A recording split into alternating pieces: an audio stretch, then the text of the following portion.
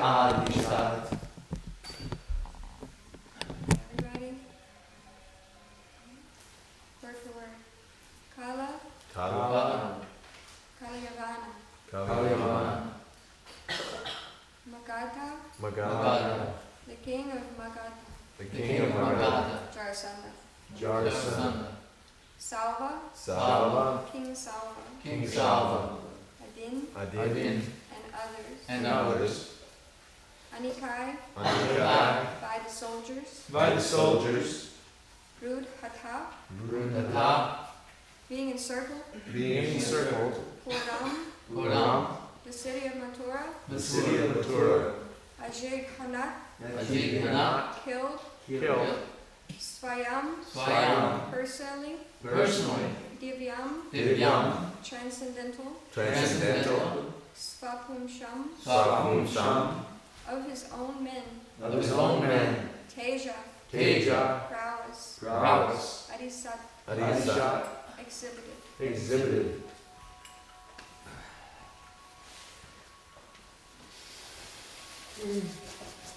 Translation. Kalyavana, the king of Magadha, and Salva attacked the city of Mathura, but when the city was encircled by their soldiers, the Lord refrained from killing them personally, just to show the power of his own men. Purport by His Divine Grace, Srila Prabhupada.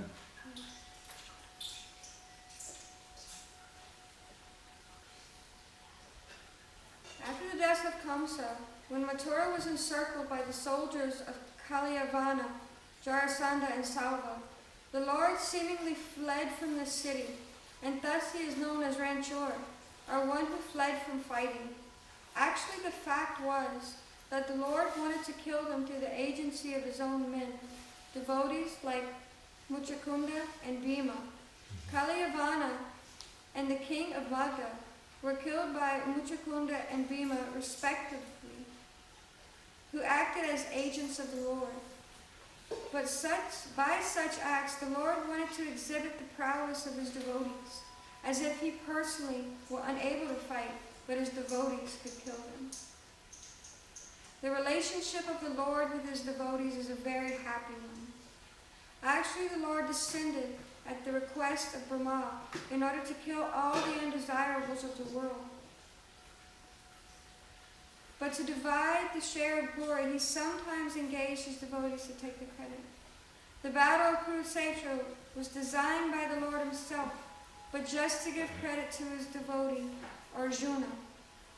Namatam Bala Svaya Sachin. He played the part of the charioteer, where Arjuna was given the chance to play the fighter, and thus become the hero in the battle of Kurukshetra. What he wants to do himself by his transcendental plans, he executes through his confidential devotees. That is the way of the Lord's mercy toward his pure, unalloyed devotees. Jai Shri Krishna.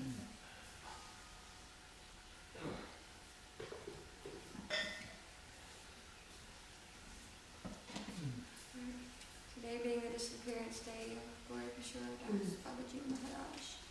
So I found some stuff on him. And today also being a Kadashi, it kind of ties in with, I guess, the take-home point of his great personality. I'll get to that a little later. Hare Krishna. For one who really wants to cross the material ocean and who wants to engage in the transcendental service of the Lord without connections to anything material, seeing a materialist engaged in sense gratification and seeing a woman who is similarly interested is more abominable than drinking poison willingly. Chaitanya Chandrodaya Nataka 8:23. The letter and spirit of this verse was the very life and soul of Gaura Kishore Dasa Babaji Maharaj. He never accepted anything from the materialist. It's said that he used to find clothes from the bodies of the dead at the burning ghats. And after washing it in the Ganges, he would tear it to pieces and make clothes and a coffin. He would beg handfuls of parched rice from the houses of the pious saintly grahastas, and then he would go out and soak that rice in the Ganges until it was soft, and after adding salt and pepper, he would then take that as his sustenance. And last night when I saw Mother Haridwani in here, she also mentioned that he took his food from a skull. I hadn't heard that. I don't know if anyone else has heard that either. I have. You have? Yeah, I hadn't heard that one. But yeah, he was quite renounced. He said he would not beg for anything more than this. He was completely without all material desires. Srila Bhaktisiddhanta Saraswati Goswami Prabhupada, the founder Acharya of Sri Chaitanya Math, as well as Sri Gaudiya Math, is also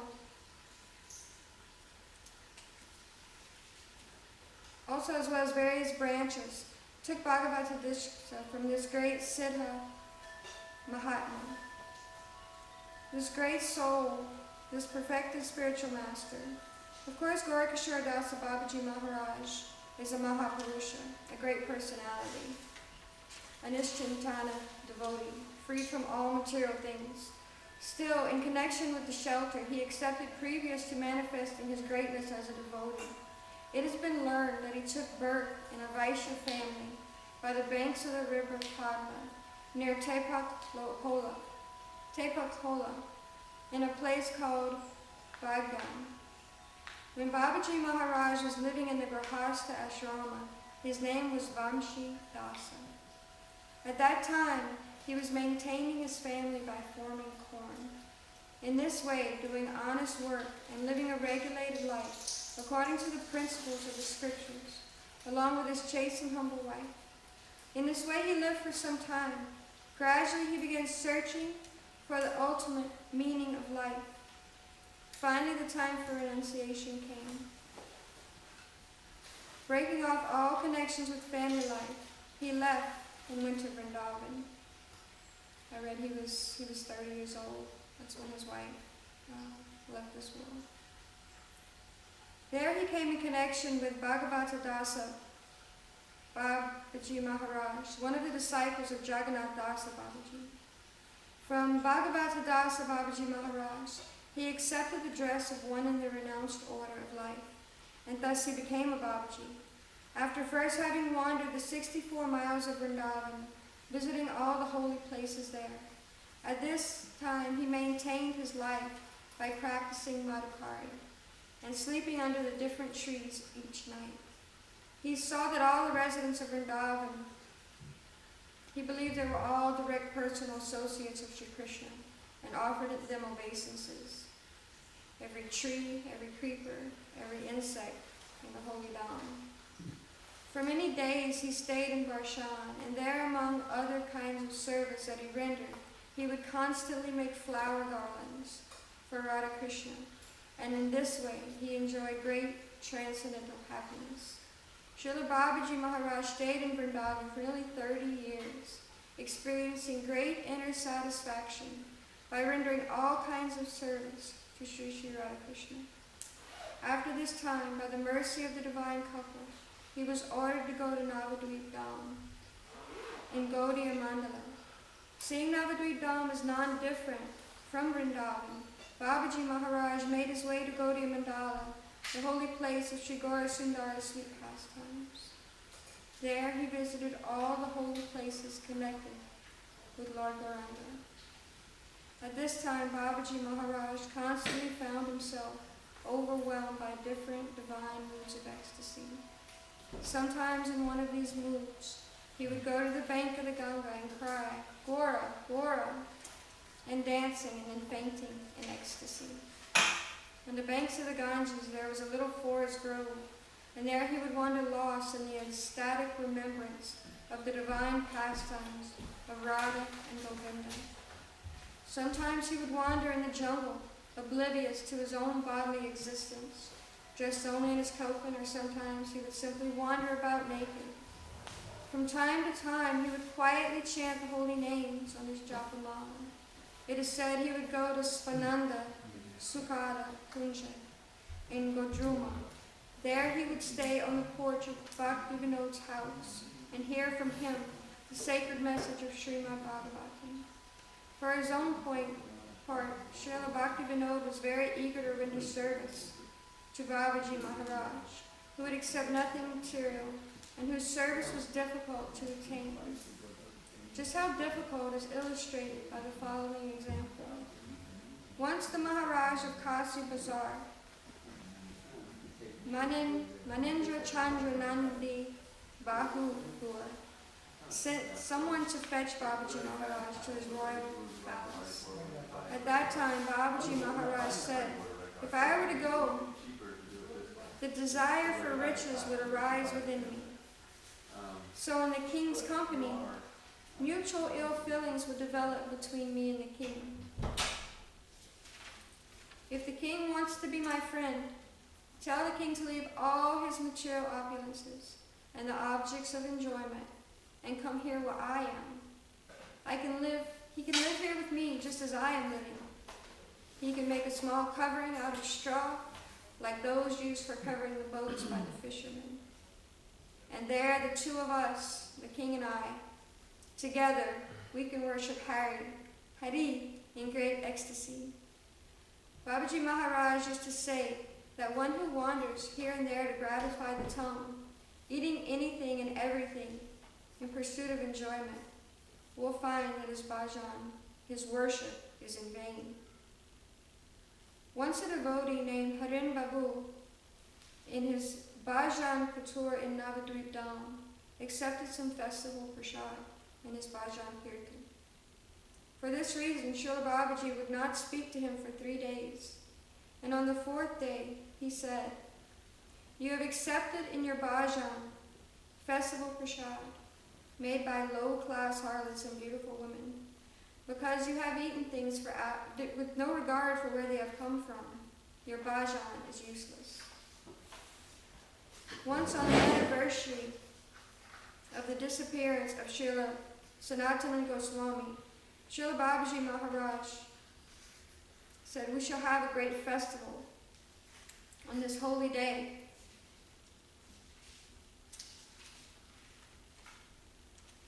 And one of his servants overheard this, and he asked him, "Where will you get the things that we need for a festival?" And I like this part of this story. He said, "There's no need for anything." He said, "We will fast and we will chant the holy names of Krishna. And in this humble way, we shall enjoy a great festival."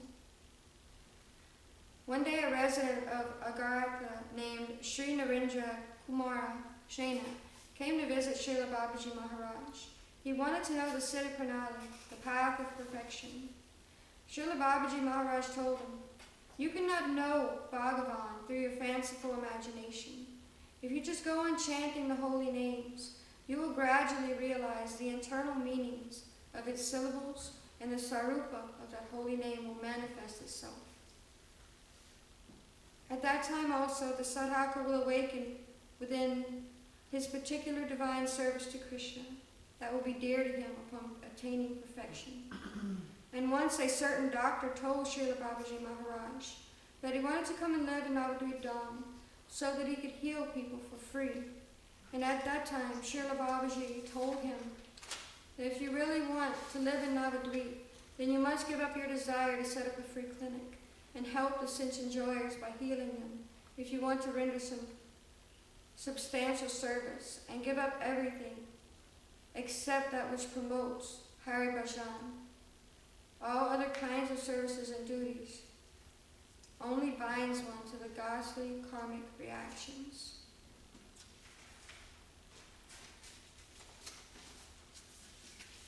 So there was a few things that were brought out in those, the few instances in his life. I would like to open up a discussion now about some of them. You said you also had a book. Had you got a chance to read it? Well, Or it's been a while? been a while, yeah. It's been a while. Well, one of the things that, when I read about the story about the king, I thought that was really sweet.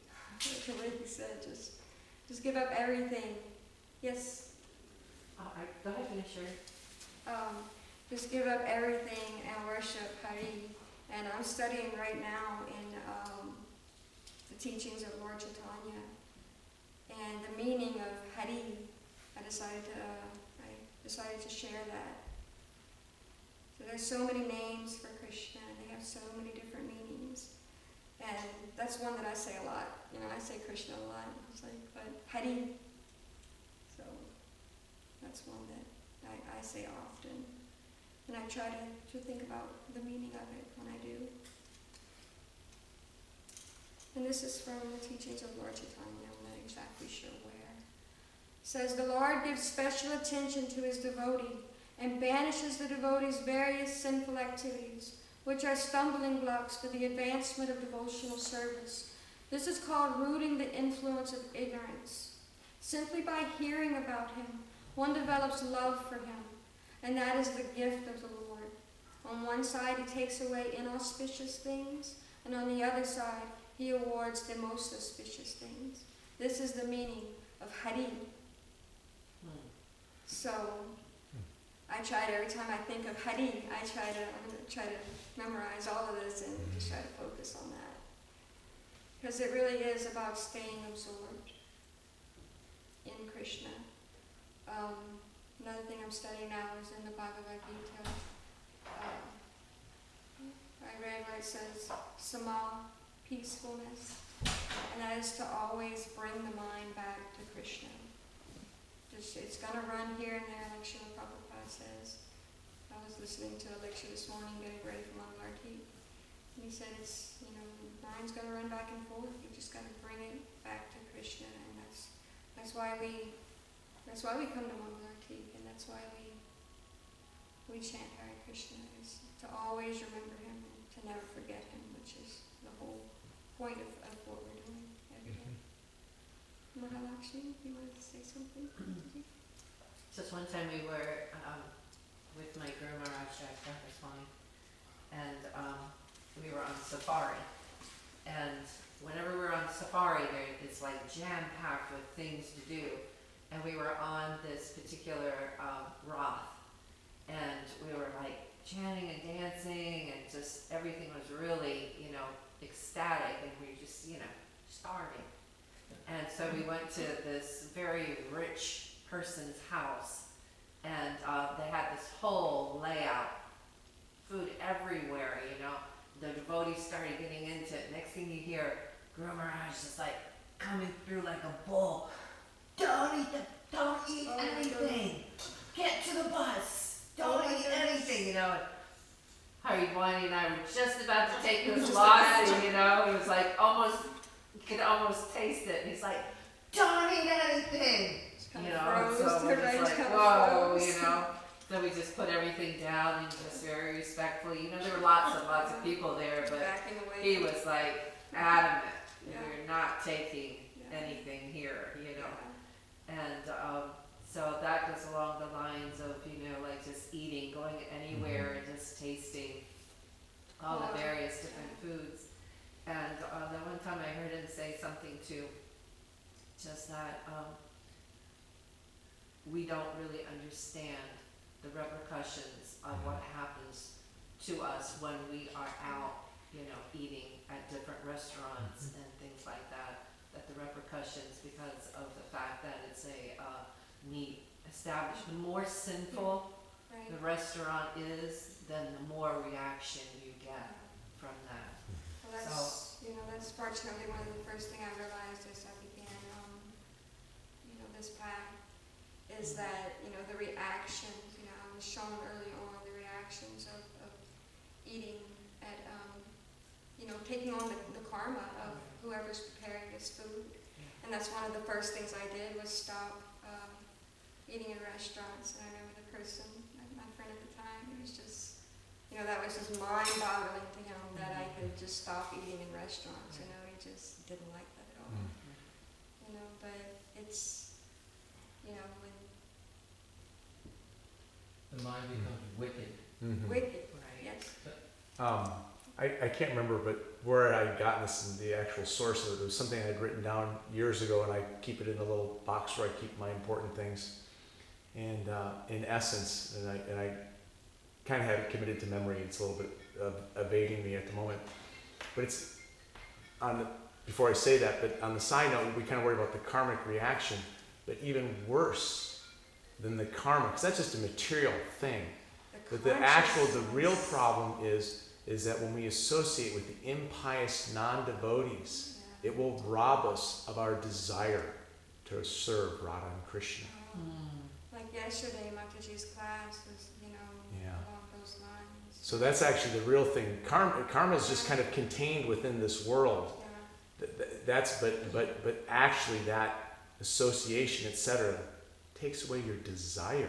The only thing you have is your desire to serve. And you can serve Krishna or you can serve something else. Yeah.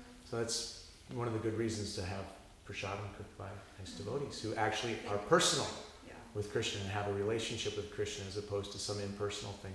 And plus all these places are so nasty to eat at anyways, right? When you go in the kitchens and see what they're doing, like there's no standards, let alone, so. Well, if anybody's ever worked in a restaurant.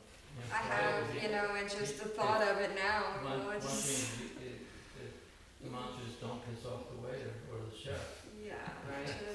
the things I saw. They take retaliation, you wouldn't believe. So, but Gokishore Das Babaji, he would eat by the latrines. He would also eat by the crematoriums. He was very strict about, people would come to him and ask him for advice. But he didn't want to give them, he didn't want to have any association with worldly minded people. Well, like when you said with the doctor, he said, don't go temples. He was dressing as someone opulent so that people would ignore him. Oh. And he was basically, he'd already been a Grahasta. He'd already lived that life. And now he wanted just this. So if you see where he was living, if you've been to Bhaktivinoda Thakur's house, that little concrete little shed kind of thing, you can't stand up in it. You only can crawl into it, and it's literally maybe from where I'm sitting, not even to that stove, and it's about that high. And he was living in there, serving Bhaktivinoda Thakur in the last 4 years of his life.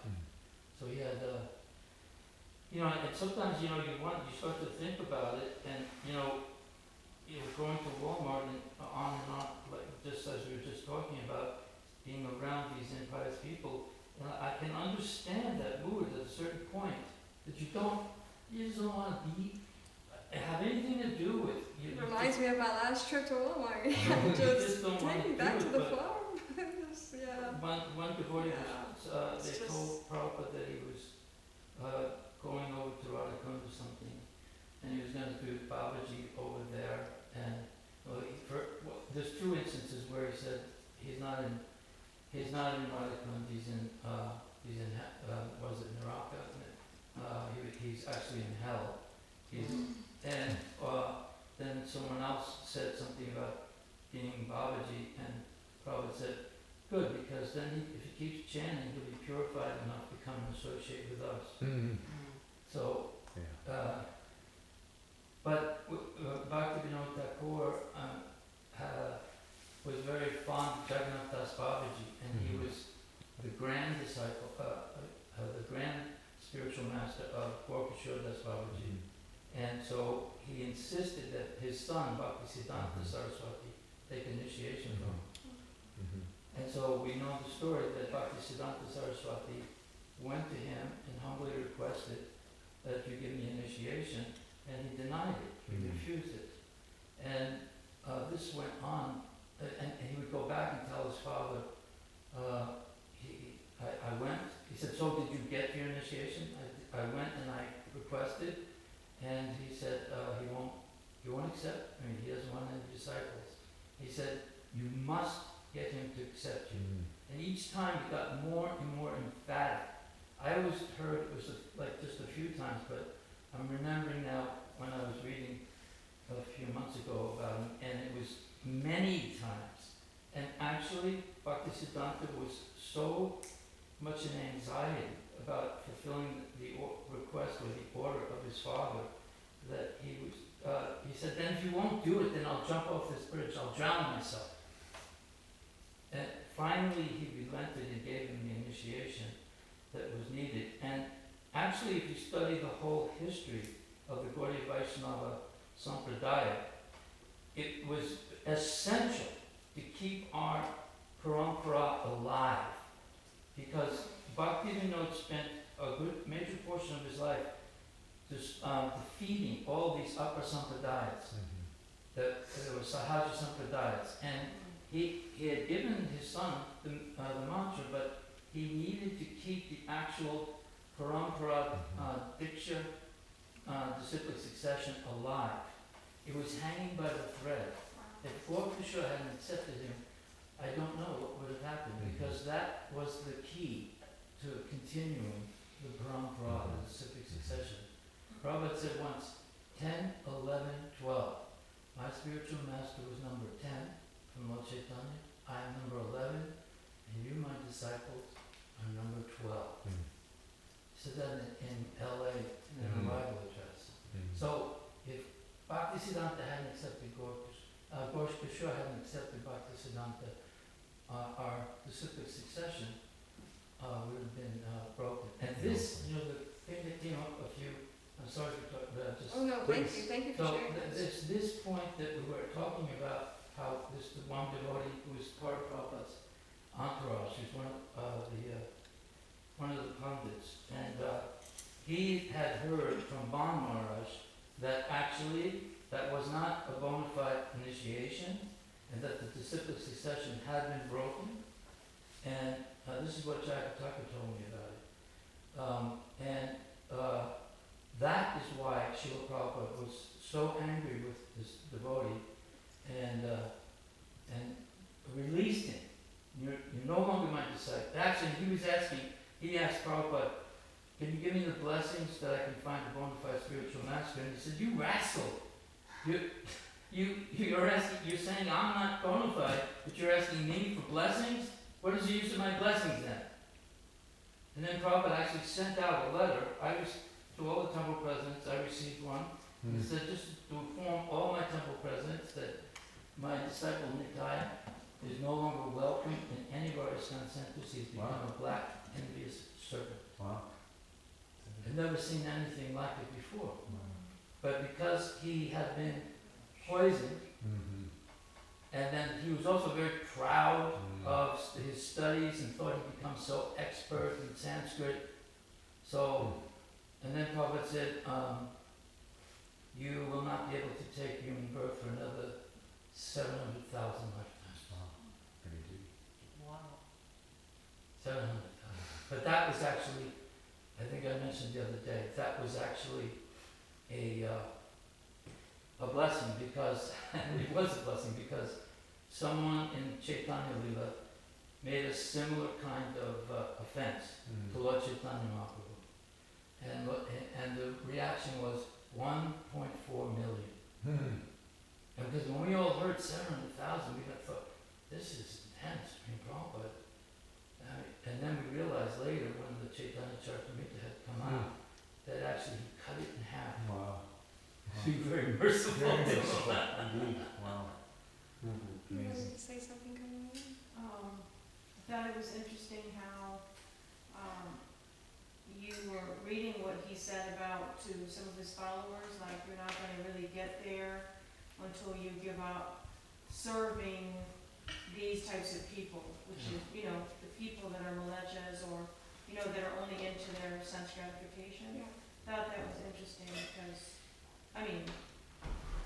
anyway, we all know, it's also said in Bhagavad Gita, in different places, that you shouldn't, like when a sannyasi falls down, like his next birth or something, they might be serving the people, but it's not like the highest standard to be doing that. But doesn't it also seem like, because Gaur Kishore Das Babaji was in the mood or in the classification of a Babaji, that's a completely different standard that ISKCON has, because ISKCON is more of a preaching movement.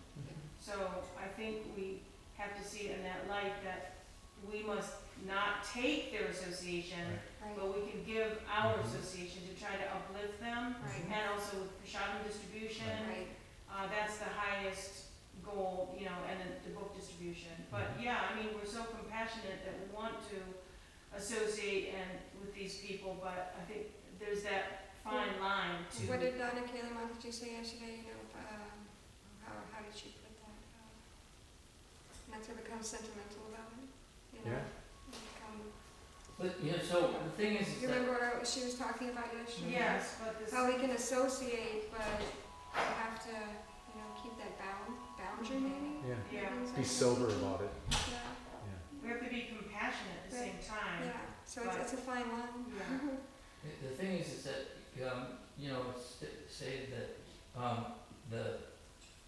the Paramahamsa stage, the Uttama Adhikar, cannot preach because he sees everyone a devotee Mhm. but himself. Yeah. And you were reading there that he was seeing the insects, the animals, Yeah. the trees, Yeah, all devotees of the Lord paying obeisance. So in that regard, but also Babaji, Gopashudas Babaji, he just, the aroma of the sin was there from that one person, that had attended some festival, and what you read that story, he could smell the sin, the aroma of it was there, and he didn't want any part of it. And so, you know, in some ways you get to a point where it's like, I just can't be with these, I don't want anything, but that is not, in this age, it's distributing the mercy. You know, we have to give people a you know, chance to there come in is a contact story with Krishna. that's there, that Bhavananda Prabhu says, that Prabhupada told him that Krishna asked him to come to the material world, and he said, no, let me go to that horrible place. Don't make me go there. And Lord Krishna says, no, you go there, I will take care of everything. I need you to go and do this and distribute this mercy. And who are you talking about? I'm sorry. Prabhupada, Prabhupada, okay, that's what I thought you said.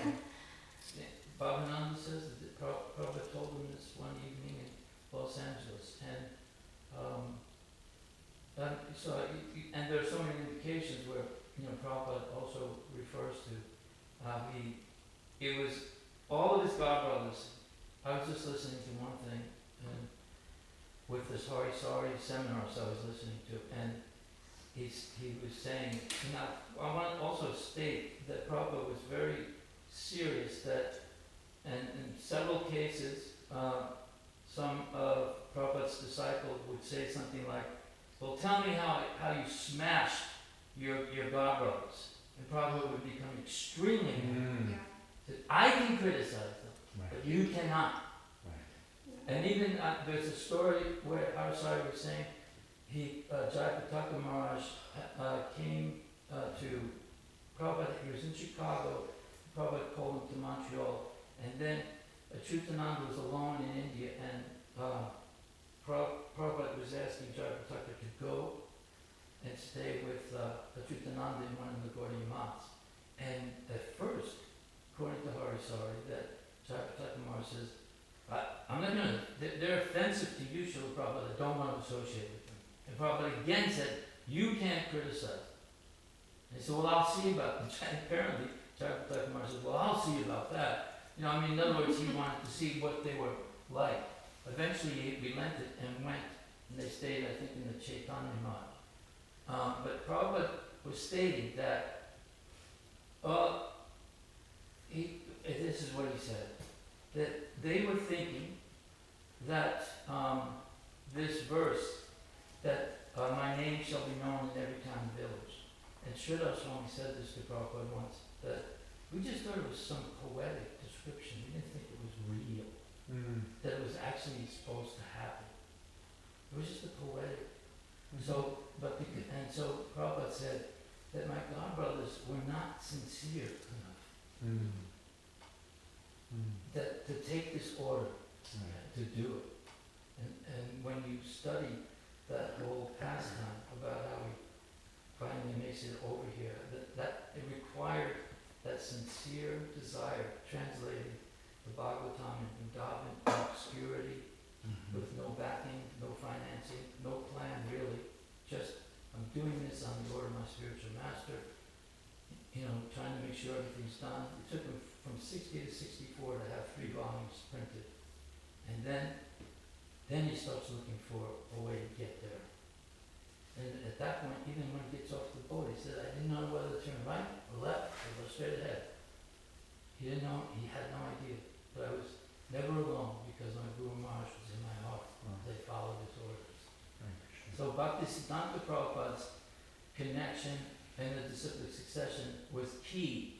Because even Bhakti Vinod Thakur, it's listed Jagannath Das Babaji, Bhakti Vinod Thakur, Gopishore Das Babaji, Bhakti Siddhanta. But Bhakti Vinod Thakur's Diksha Guru was not Jagannath Das Babaji. He was a Shiksha Guru. His initiating, he had a good relationship with his Diksha spiritual master, but his Diksha spiritual master, I don't recall his name, he was convinced that the birthplace of Lord Chaitanya Mahaprabhu was in Navadvip, not in Mayapur, which is across the river. And it's an economic thing. I mean, I'm not saying that guru of Bhaktivinoda was thinking like that. But Bhaktivinoda knew that it couldn't possibly be true. And he'd looked at all the maps of the surveyors and the description in the scriptures of where he took his birth. And then, he brings Jagannath Das Babaji. They had already had a relationship in Vrindavan years back. He brings him there. He's over 100 years old. They're carrying him in he brings him to the spot, and there's a Tulsi forest.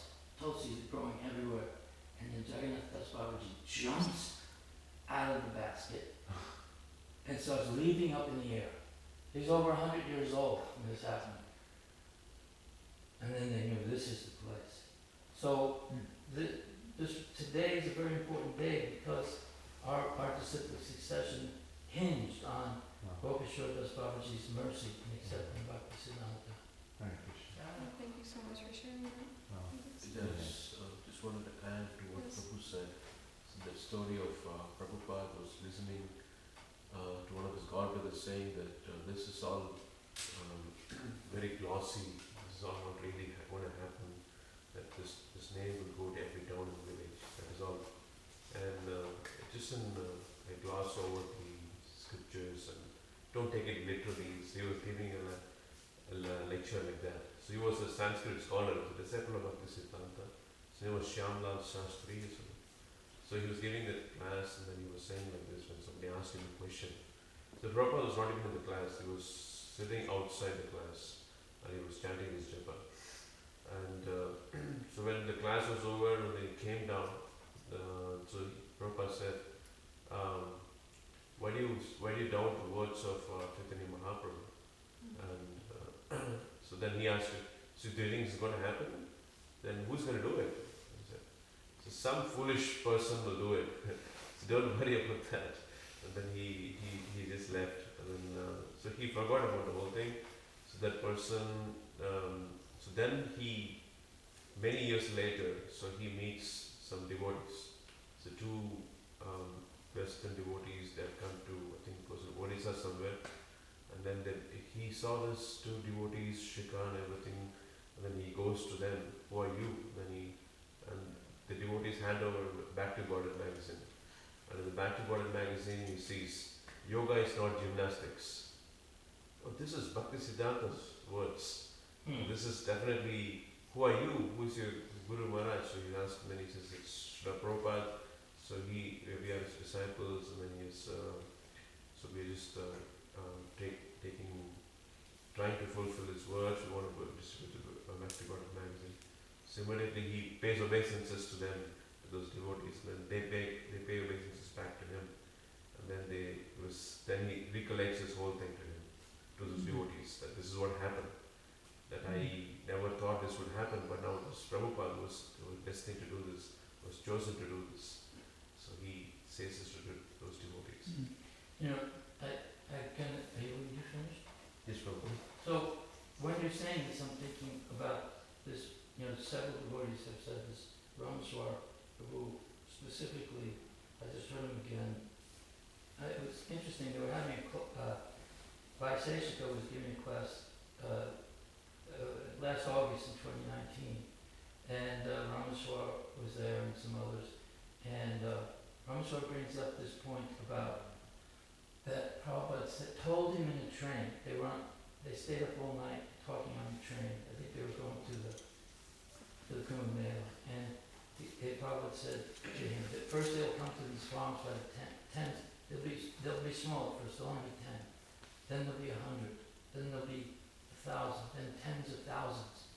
Rameswar says millions, but and nobody seems to really, we say it, we hear it, but I was thinking, and I can see that Dharmakeli and Pritashara have really did take, aren't taking. I was thinking when this pandemic happened, and we see people living in the cities like Prabhupada said, that this might be the beginning of that. I don't know how it's going to happen, but it's going to happen. And yet I don't really see, around, I don't want to criticize, but around the movement, I don't see the urgency. Well, To it's get like, ready for this. I don't see it. And Prabhupada didn't just say it to Rameswar, he said it several times. I heard Prabhupada on a morning walk in Atlanta in 1975. He said, "You see this city?" And he pointed to the skyline, Eustace came. Not just this city, but all cities. Soon they'll all starve. Yeah. And they said, and Prabhupada said, why? Why will they starve? And then Tamal Krishna says, they don't know how to grow food. So they, and said Prabhupada said yes. And then later he said something about war, and later that month in Mayapur. But,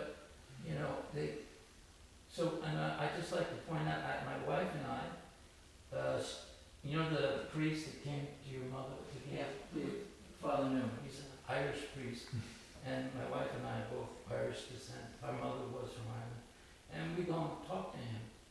We have a good relationship, a mutual respect. And we were there the last 2 days talking with him, and he starts asking, so what about these signs I'm seeing everywhere? So what is that? What's that? So ISKCON, agritourism. That's it. He said, so it's so official looking from the state. And so, we just, we have this, he knows about the farm. He came and did something for Mahalakshmi's mother, and he really liked it. And he said, and I explained that we just signed up for this agritourism thing, not knowing what's going to happen, and then all of a sudden they find out.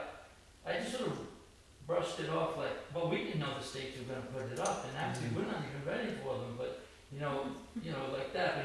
But it's sort of like, it's okay to say Jesus is Lord or picking you on official signs, but don't say ISKCON. But you can see he was a little, but the more I talk with him, the more we talk with him, he's just saying, there's just so many similarities.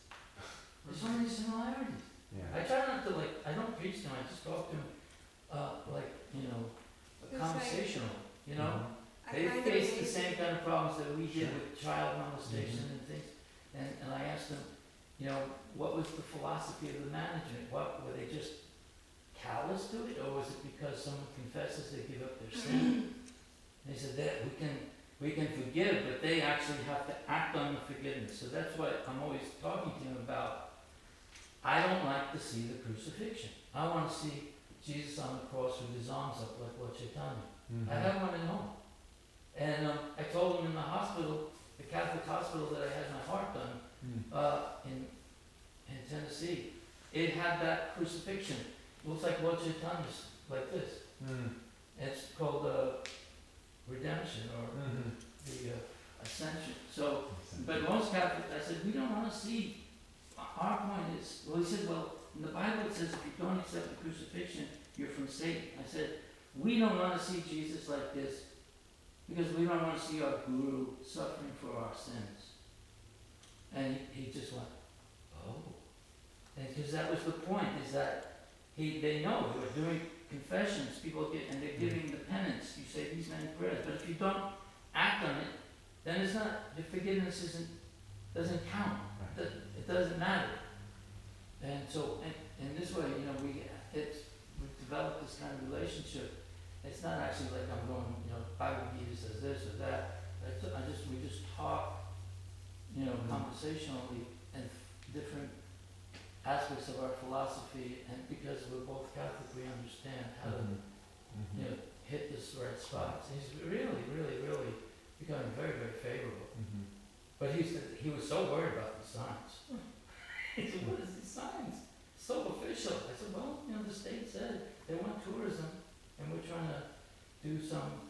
Well, it could say Hare Krishna Farm, then it would blow Yeah, that was really. It's like I grew up 3.5 hours Yeah. from here and had no idea this place existed. You know, No, they're almost everywhere. No I idea. can't believe how like all pervasive they are. I was coming back from Gulfport, that back way over there, and there it is. Just, Now all we have to say when we have guests, oh, just follow the signs. That's awesome. Yeah. So, And now we gotta really, you know, get it going. Well, thank you so much for sharing that about. Well, thank you for studying and trying to keep the class. I really appreciate that. There's always so much more. Hare Krishna. So I hope to Shula Prabhupada. Jai Shri Prabhupada. Prabhupada.